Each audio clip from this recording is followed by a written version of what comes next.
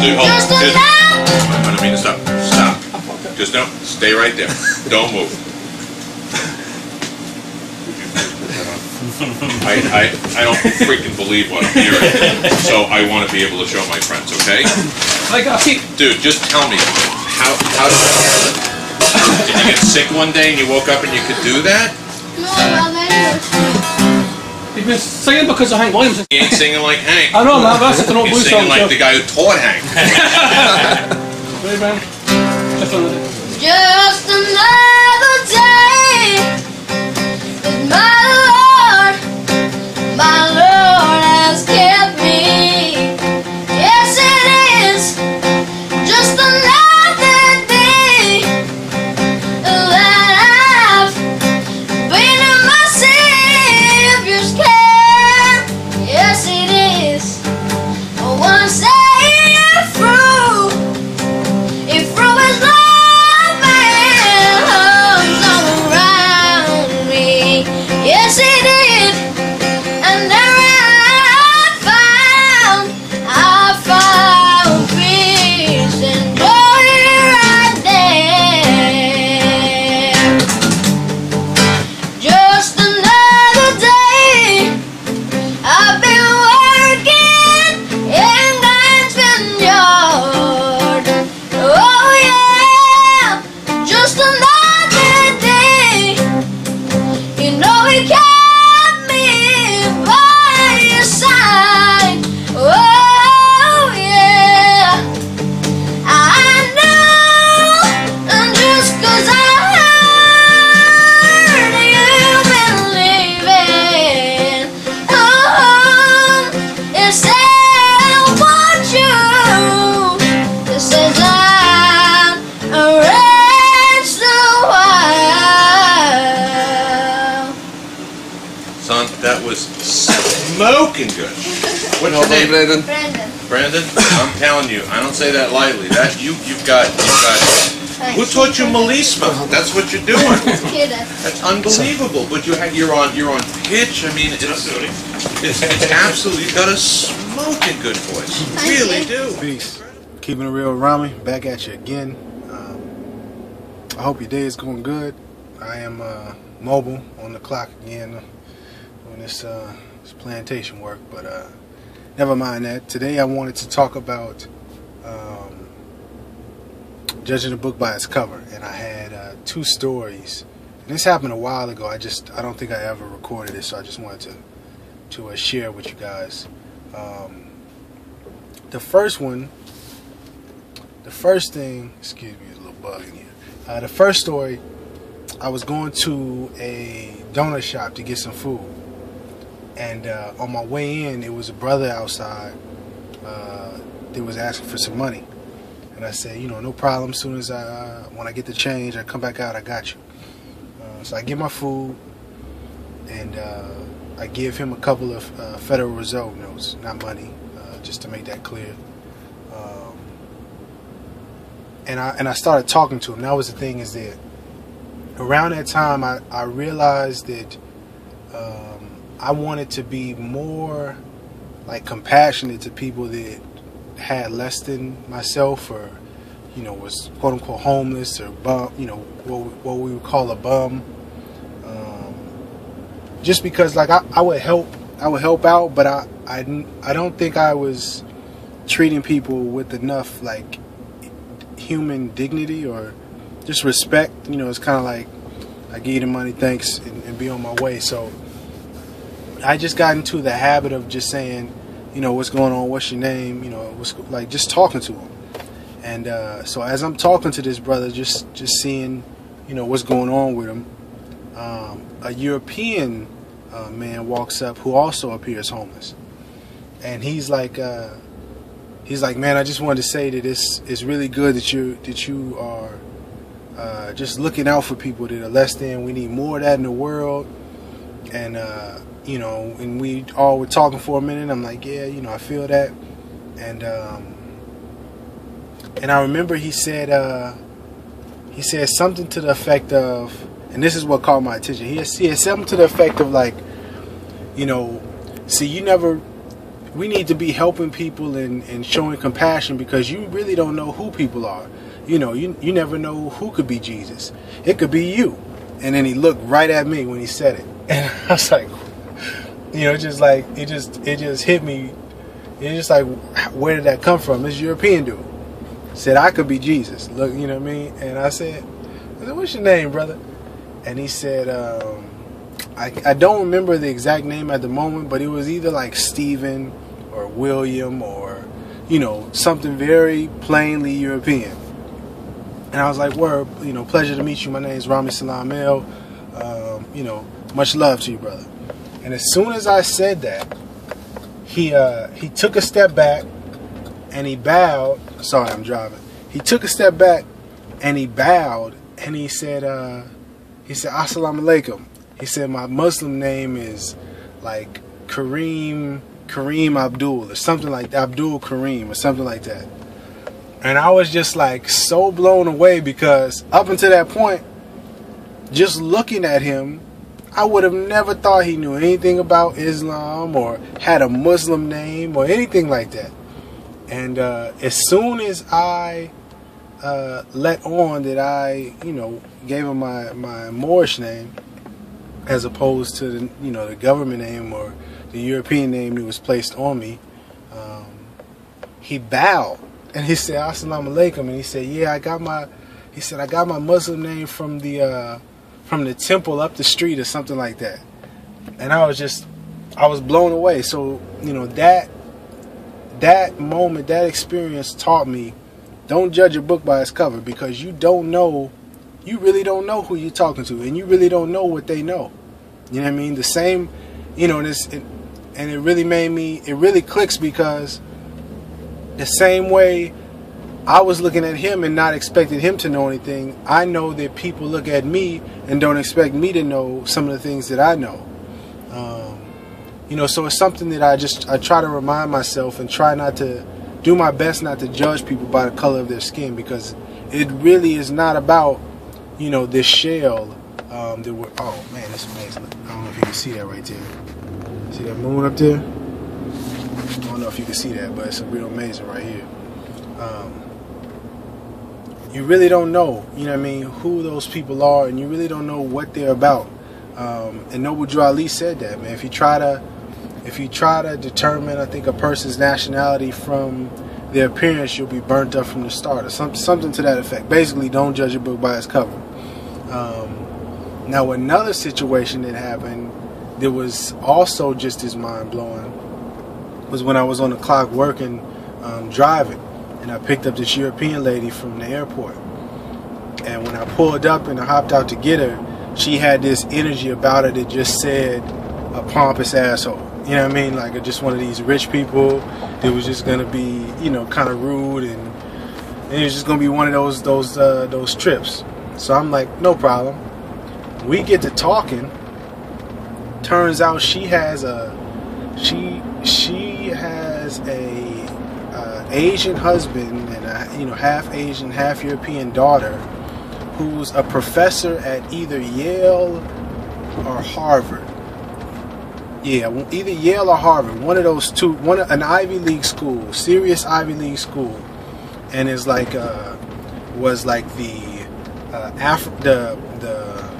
head person in, like one of the head people in the African American Studies department or something crazy. And she wrote a book called, like, you know, how the Democrats ushered in private prisons and you know, kept blacks in enslavement, or some like super progressive, quote unquote progressive, radical left kind of daughter. And I get to talking to the mom, and she tells me about how she doesn't like living out in the San Rafael area, because everybody is stuck up out here, and they're all you know, they all have this air about them that's just an asshole, and you know, they're just so clueless because they're in this bubble and they don't know what's really going on, and this, that, and the third. I'm like, you know, we had this amazing conversation just about race and, you know, what's going on in the world and the whole nine. And had I just gone off of my perception of what I initially saw of her, I would have never got a chance to know all of this, you know, this interesting information about, you know, how she tries to change the minds of the people that she's around.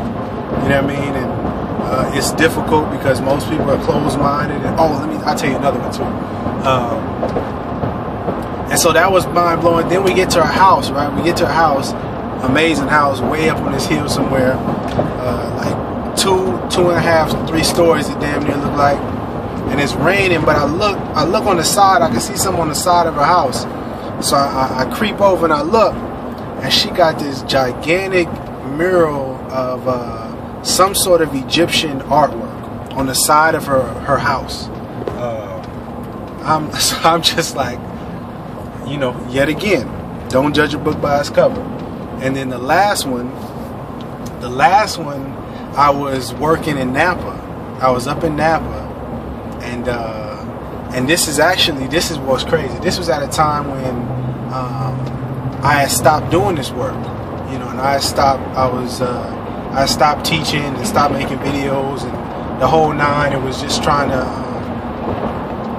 take a break and do my personal life, and you know, I don't even get into all that. But anyways, I was up in Napa working and just like trying to clear my head and just figure shit out, really.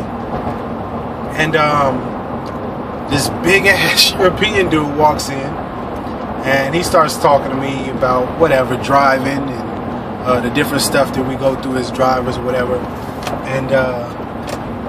And in the conversation, I think I hear him say Alhamdulillah, and I said, nah. You know what I mean? Like, there's no way he said that. You know what I mean? And because we weren't talking about religion. You know, I didn't have like a fez on, or, you know, I don't think he could see my tattoos, so I just didn't know where that came from. And so a little further in the conversation, I said, "Are you Muslim?" And he said, "Yeah." So I said, you know, I was asking him about a story, and he was saying he'd been a Muslim for about 8 years now, and how all the people in Napa are so closed-minded, and they have no idea of what Islam truly is about, and how he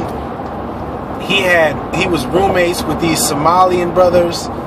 They were Muslim, and these Sudanese brothers. He was either Somalian or Sudanese, one of the two. But they were Muslim, and he was saying like they were the most amazing brothers that he had ever come across, and loving and kind, and you know, the whole nine. And how, you know, he feels that once people get a chance and open their minds to Islam, he feels like it would be, you know, this amazing transformation. And I'm agreeing. And you know, he was just saying how the one thing that we can't do is be mad at people who are ignorant, because they really don't know. And I didn't say at this point, you know, I was so blown away by the situation, I didn't even really speak on all the stuff that I was doing. You know, I was just like, have you ever heard of Noble Drew Ali? I would like for you to check him out, you know, look him up, but it was just another situation where, just looking at this guy's appearance, this European man, you know what I mean, from Napa, no clue that he was Muslim, you know what I mean, for almost 10 years, and lived with, you know, some African brothers and the whole nine, you know what I mean. And I say all of that to say, we can't judge a book by its cover. You know, I understand how we have our perceptions about European people specifically, but about people in general, Arab people, if you want to say, or Asians, depending upon where you're at, or Mexicans, depending upon where you're at, or people from Africa, regardless of what, or looking at ourselves, you know what I'm saying, and judging you know, a Moorish brother, and thinking he may be a thug, thinking he may be ignorant, thinking he may, you know, be a savage, whatever whatever kind of judgments we have about people based upon their outward appearance, we gotta stop doing that, because it's just inaccurate. It's not fair to them. It's not fair to us. It's not fair to anyone to prejudge people like that. So I hope this has inspired you to open your mind, to talk to people more, to share what you know. You know what I mean? Because you may surprise them the same way that I was surprised by the things people share with me. I'll tell you this. I'll tell you last one. I was at my job and it was this Russian lady. It was this Russian lady, and at the time I had just got done reading about Alexander Pushkin, and so I said, is there any other like legendary Russian people that you would recommend I study? Because I've been reading about Alexander Pushkin, and it was another guy, his great grandfather, Ganovo, Peter the Great, something like that. And I was like, is there any other people, that you would recommend or things that I could study about Russia? And she just like started smiling and it was just like taken aback. And she said, you're different than any other American that I've ever met. And I was saying, why is that? Obviously, I think I knew because I was speaking about Russian and Russia and the history of Russia and and just interested, which is not common, for a so-called black man. I don't suppose. I don't think she was anticipating that. And she was just like, yeah, and most people when they talk about traveling or they look about other places that I met in America, they just talk about going to like Vegas or Mexico or maybe Miami, but I never really met anyone, and I think she was trying to be polite and just say, I've never met a nigga. I've never met a black man, that's asking about Russia. I did find it funny that she said American. But, it was real cool. Ended up learning that, freedom in Russia is Svaboda. It's getting dark, so I'm going to cut it right there. But, it was just that was just a situation where I showed a person that may have been prejudging me to not prejudge me or prejudge people that may look like me because, we may know something more than what it appears that we know. So I'll wrap it up with that. Don't judge people by the cover. Don't judge them by their appearance. Get to know them. Ask them about them. And man, just be loving. You know what I mean? Be open. Open your heart. Open your mind. And you'll be surprised the jewels that you can find. Alright, I'm done. Peace and love. Keep shining. That's it. Peace and fraternal greetings. I am Brett Trismegistus, also known as Brett Godson. Some of you may know me as B-God. I am a 32nd degree and Holy Royal Archmason, a tried and true student and scholar of the ancient mysteries and ancient Freemasonry, which are one and the same. Some of you may know this as more science. I come to you at this time with a very important message. Through my diligent studies of the world religions and secret societies, there is no better teaching for the Asiatics in America than the divine wisdom of the Honorable Prophet Noble Drew Ali in the Moor Science Temple of America. I bear witness to the teachings of Prophet Noble Drew Ali being the sure foundation stone for the redemption and salvation of Asiatics in America who have been misnomered Negro, Black, African American, colored, etc. These labels were created by slave owners and given to their slaves in 1779. Many today, in 2016, still identify with these labels. Words are very important and very powerful, and they have a very strong effect on the human conscious and subconscious mind.